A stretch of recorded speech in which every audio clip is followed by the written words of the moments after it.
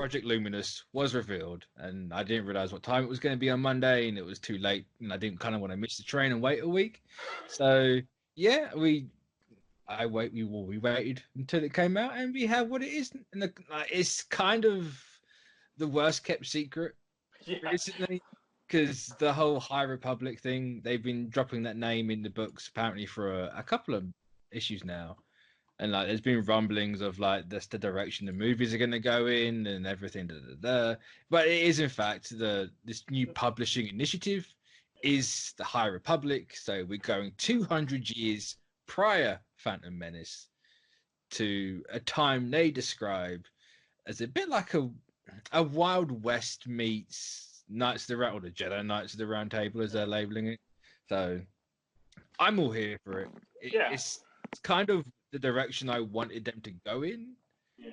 Like, we never really saw the Jedi at their height, and like this is literally the talent is there for sure, man. Like, 100%. You know, Charles Soule's doing the main, like the big first book. I think it's called Light of the Jedi or something like that. He's doing the big first novel, but I can't remember who else they got on there. What are the other names? Claudia Gray, Ireland. Yeah. Danielle Jose Boulder, and Kevin Scott. So I know exactly. I'm pretty certain you got them all spot on. Yeah. Because I'm looking at that page. So. Oh, you're looking at him right now? That's fine. I was just kind of like, he's getting on top of his head. Like, that's cool. So yeah, yeah, they got a huge breadth of talent behind. Apparently, it's been in development for like 6 years. Why everything else didn't follow this suit? I don't know. Yeah. But they didn't, and it's just for the books, which okay. Well, I mean, this could be just a template to see how everybody likes it, and like, because the movie, you're not going to see any movie, you're not going to see anything announced for movies for a while. Yeah, So, you're slightly far away from the mic, by the way. Oh, I'm sorry. Hello. Can you hear me? That's about the same. Oh.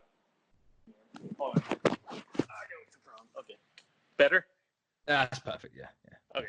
So what I was, I think, because like I think this is just a template to see how everybody receives this, and like I wouldn't be surprised if the movies, when they do come back, kind of shift into this area. Yeah. Well, my thing is like them saying this has been in development for 6 years, and Ryan Johnson's been on for a fair while now, and he said his movie would be in an unexplored era, in like a different location, and it really matches up to what this is. I don't know. I would say that this might be in that area, but it might be a little further back though than what he's. I mean, true. It just feels kind of like very coincidental. Stars are aligning slightly here, and it all is kind of adding up. I've seen some people mad that there's a pink lightsaber now. Like, get over yourselves, as the purple one. Who cares? Maybe one time a Star Wars fan isn't mad about something. I mean, that is true, but Star Wars fans will adamantly tell you that Star Wars fans are never mad about anything. They just want good stories, and it's like, shut up. I've already had 2 instances of that very topic about a day ago with 2 people, completely different conversations. So yeah, I know what you mean. Like, it's like my entire Twitter today is just talking about this and how there's just 2 sides, and it's like, guys, can we like? I just don't like. I can't. I just don't see any scenario where the Star Wars fans are going to go, this is the best idea ever. I am not mad about this at all. You know, like look. It's like, you're never going to please everyone. It's an impossibility. It's a pipe dream. You can never do it. Like, don't even try. But like, come on. I gave up trying to have an intelligent conversation with some people about this very situation. And certain people that I talk to, just adamant will blame Disney for everything that goes wrong with this. Because they haven't got George Lucas to blame anymore. Even though I saw someone earlier saying that George Lucas never got hate. And it's like, are you kidding? Are you really? I guess it has selective memory because were you born 3 years ago? Because yeah, I think people completely forget about the trilogy, the prequels, because when those movies came out, people were like, "Oh my God, what did he do?" And now everybody goes, "Oh my God, this guy was a genius. They should have kept him on." Yeah. It's like, I look at this as a good, clean slate for. 100%, 100%. And yeah, like, I don't know, man. Like it's. I think the people that think this is a bad idea are the people that want. They want it to be bad. They want it specific. They want specific things, and they're just not going to get these specific things ever. For at least. You might get them, but you might get them retooled.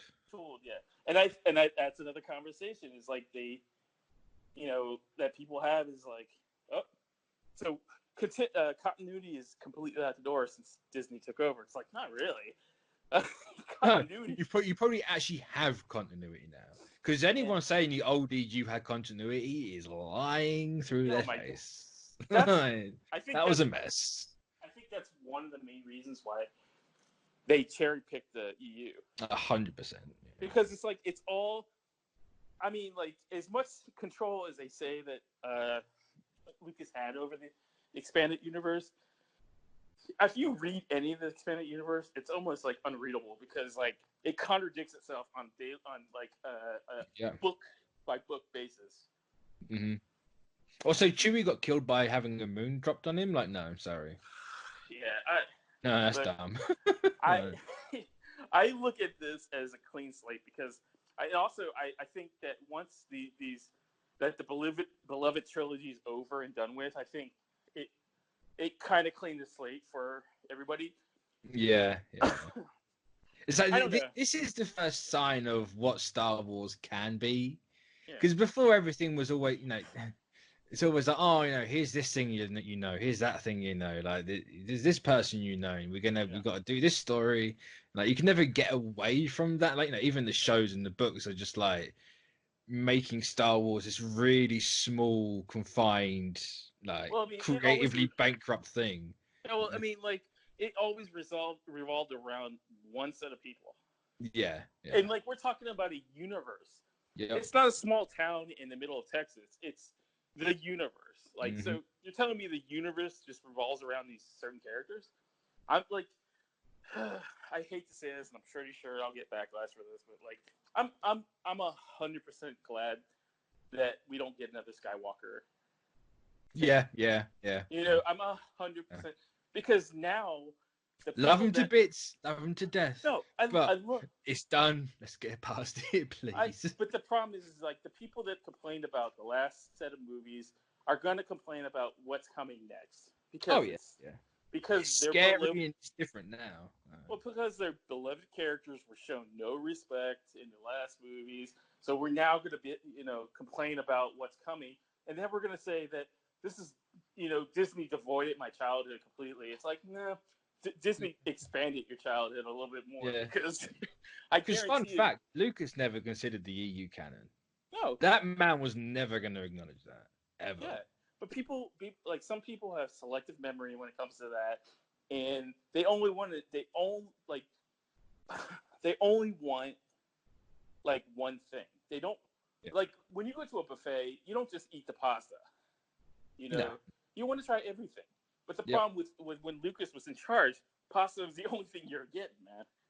And like very bland pasta. Like pasta that was not cooked by an Italian guy, that's for sure. Yeah, it's just like. But like, and I'm not here to blast Star Wars fans, but it's like kind of sit down, relax, and just not be loud for 5 minutes, or just take these books and consider it a reset for everybody. Like, Star Wars is not just for you. Star Wars is for everybody. And, like... Primarily kids. Let's not forget that. This is a kids thing. But, like, every conversation I've ever heard is, like, they took something of mine and ruined it. That's always the revolving of the conversation. It's like, first, you don't own the properties. Nah. Second, it's for everybody, not just you, not for hardcore fans. It's for everybody. And if they they're a business, so they have to look to the future. Future is not the Skywalkers. That's the past. That's the past. And like, as much as ironically enough, the past is now the future. Yeah. And like, I'm not saying this to I don't know, distraught like the Star Wars purists. It's just like, just stop and enjoy something. Like this is you know, this is what these books could be, something great if you let it happen. Because fun fact, they are literally making something for everything in this.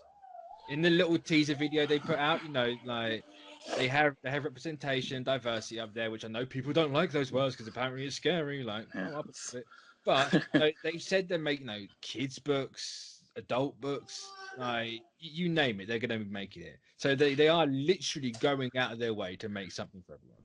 Like, but it's not. You haven't got to read everything because this isn't going to be like one giant story. Like this is like, you know, this is this bit set in this time period. Yeah. Something like, I think the whole catalyst of it is, or at least what I've seen theorized, is something to do with like hyperspace. Like, think of how Mass Effect used to work. Like back in this time period, they have like little relays they can jump to and get to certain places. Something goes wrong with those, the Jedi get split, and they're all in like uncharted bits in the outer rim and all that, and they got to do whatever and get back or whatnot. And like, you know, the Republic's not where it was that we know. The Republic's very small, so they got huge opportunity to literally tell a story, whatever story they want or what you'd want. Yeah, I just hope that people allow it to at least come in fruition, let it tell its story, and then judge it on its merits, not judge it for what they think it should be, or what, you know. That seems to be the problem with a lot of, like, and I'm not just saying Star Wars fans in general. It's fandom in general. Fandom in general. It's like everybody seems to, and like I get it. You invest your time in this stuff. That's all fine, but like you don't invest. What time you invest it, they invest the time, the money, the effort. Just because you pay for it doesn't mean that you're entitled to anything. And I think that these books are kind of like a foundation.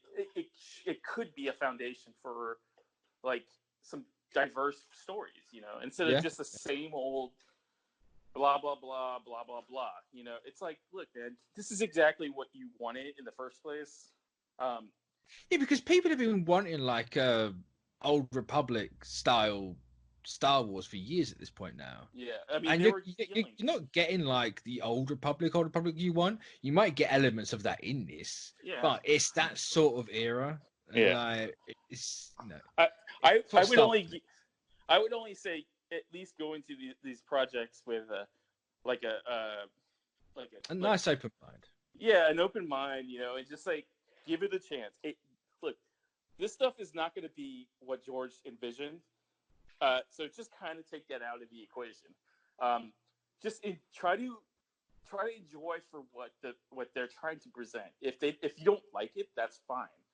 But I wouldn't be surprised if Lucas is going to play a part in this. Yeah, I mean, look,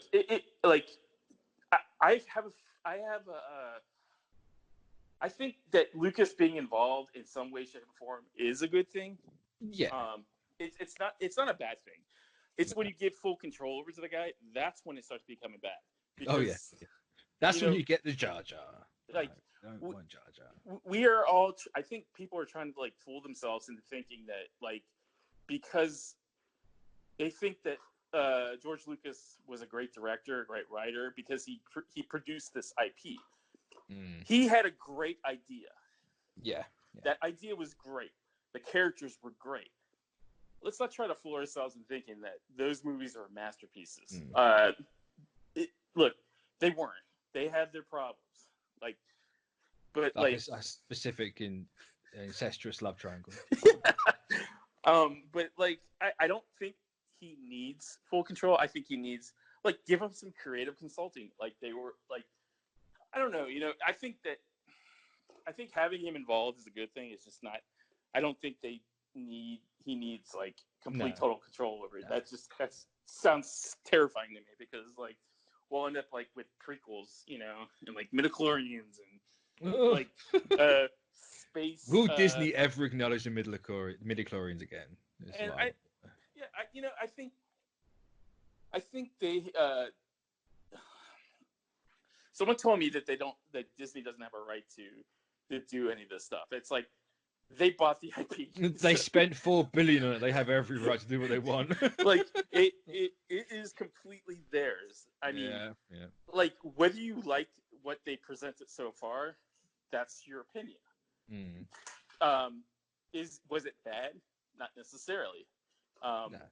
You know, I just don't think people gave it a chance. I think people did the same thing to the prequels, what they're doing to the sequel trilogy, and what they're probably going to do with these books, man. Like I think, and I say this with all the respect in the world, Star Wars fans are the hardest people to please. That's the hardest fan. 100%. It's the hardest fan. They say they want one thing, you give them one thing, they want the other thing. It's kind of mind-numbing to think, and I've heard this a million times. Oh, I always loved the prequels. No, you didn't. No. Don't look, man. Don't lie to yourself. Like no, in fairness, there is that argument of people didn't like Ewoks until the prequels came out. And it's like, as someone who wasn't born when the originals came out, but was alive for the prequels, I loved Ewoks. I love Ewoks now. I would die on the Ewok hill. I think that's more the case. It's a different generation watching it. Like, I didn't like the prequels when they came out. Like, those things were bad. Like, the people that were born before the prequels think they're bad. After prequels, they love them. It's kind of like, there's a pattern here. Right. Well, I think give it 10 years, people will love the sequels. They will exactly. People like us saying this, the prequels are bad. Like, we'll be the minority, and then people that love the sequels will be the majority. Yeah. It's fine. Yeah, even though the majority now, because 3 movies that made over $1 billion is not a hated franchise whatsoever. I don't know, man. I just feel like Disney's doing what they need to do. As like maybe they didn't plan as well as they should have with the sequel trilogy, but I think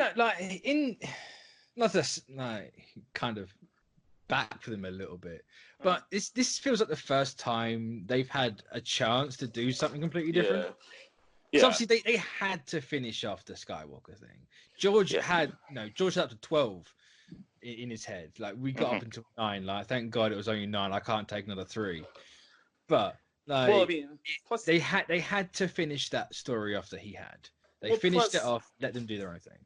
Plus, what would happen if the main characters like what happened to Carrie Fisher? Like, she passed away, and then people would be like, why didn't Disney do something with the characters? Yeah. It's always that conversation where, like, I I completely stopped listening to stuff because it just became like a hate fest. And it's like, I love Star Wars, and I don't know, man. I think that Disney as a company is doing things with this IP that George Lucas would have never done. Would have absolutely never have. We wouldn't have not had these Mandalorians. I guarantee you, we wouldn't have these books, because it's like people are just so scared of doing things different with something like this. Like, they're scared of losing something. It's like all that stuff in your childhood, it still exists. Those movies still exist. Those comics still exist. I mean, you could go back and read some of the extended EU stuff on the Marvel app. Like, it's not gone. It doesn't dissipate. It's just like they want to try. People, it's good to try something different, and I think that these books are a good start. Like, it's, who knows? I mean, like, Charles Soule's like one of the most talented writers out there, man. Oh yeah. I don't know a single person that doesn't like Charles Soule's Star Wars stuff. Yeah, I guarantee. I'll put money on this. I guarantee you, like, when these. There's always going to be the one person. It's going to be always going to be at least one. There's going to be these people going, oh, what did they do? What did they do? Well, actually, when I was 6, Charles Soule did something, and it scarred me for life. I just asked the people to go out there with an open mind, fresh take. Just give it a chance. Don't. Also, one of the promo image has a dude with a darksaber. That's not actually black; it's blue. Yeah. So, kind of want to know what that's about. Yeah, I mean, like, it all looks really interesting to me. Like, the colors I love the colors of I say the robes the Jedi have in this are fantastic. Yes, they're very, what we have before, but they look a bit more ornate, and it's like, yes, they look cool. Well, the one thing different is, like, there's more color. Like, God forbid, like, a Star Wars character have more than 2 color palettes in their uniform. Also, Wookiee Jedi, like. Ah, man, that's interesting. I want to know that. I want to know all about that, man. Like, did that damn Wookiee's walking around with a cross guard like saber, and it's like, well, there's no exhaust on it. Like, what's going on here? Like, why has this thing got a hilt? Like, what's that gonna do? I want to know why and how. I don't know. I think. I don't know. I mean, I'm excited for it. This is like the first Star Wars like EU stuff I'm actually actively gonna check out. Yeah. If I have to read a book without pictures in it, God help me, I'm going to try and read a book without pictures in it. It's doing what for literacy that the Say No for Drugs did for. Yeah. I know there's going to be audiobook versions of this. I have not got the attention span to listen to someone telling me a story. I will phase it out and I'll be like, oh. There's also the opportunity to make it into a comic book too, like a series. I mean, it's going to be there'll be plenty of comics for it, so I'll be getting my pictures at least. Yeah, I mean, I just hope people. I hope, like, my hope is not the new people; it's more like the old, hardcore Star Wars fans that just just kind of let it go, take it down a notch, man. Like, I know it's profitable on YouTube to crap on Star Wars every chance you get for one reason. Of course or another. It is. Yeah. Hey. Take a dip in sales. Enjoy it. So yeah, a weird blue dark saber, whatever the hell that thing is. That's what I'm going to leave this conversation on. That's just like, ooh, interesting. What that? How do and where get? Let me put all this stuff in Galaxy's Edge, and I'll spend like a fortune. I mean, like, I think the Galaxy Edge has got the potential to have these characters. I mean, or pick up the lightsaber. Oh, I'm 100% Canto Bite's going to be everywhere. Not Canto Bite. It's not. Is it? Oh God, what is it? I know what you're talking about. I can't even remember what that place is called in Galaxy's Edge, but people, you know what it is. Like, it'll be there. It'll be there somewhere, and then they'll charge like another arm and a leg or a kidney for the parts. I'm just like, he can walk out with a very unique lightsaber for just a low price of 1 kidney and 1 toe. $200. The worst part is that, if I was right off topic, I'm probably going to cut this out actually. But you have Fallen Order. You can make your own lightsaber. You can't make your lightsaber from the game in Galaxy's Edge. Why? Why? That's so dumb. So dumb. Yes. I'll take it up with the higher ups on that one. Yeah, damn one better. And then when they actually sort it out, I want my lightsaber for free for giving them the idea. The idea is like, hey, that idea you had? Well, I've expanded on it. Give me. I mean, That's how this works. So thank you for taking the time to watch that video. If you guys would like more content that we offer here for channel members, which you guys can check out in the little join button down below, we do offer additional content, such as exclusive podcasts and topic discussions, our gaming podcast, Star Wars TV series reviews, Marvel show reviews, DC Universe and CW reviews. We offer personal vlogs, backlog reviews of TV shows and movies, video game topics, and Q&As. And of course, in one of our best tiers, we offer audio commentaries on TV shows and movies, along with a bunch of other stuff you guys can check out just by clicking that join button and seeing what is on offer.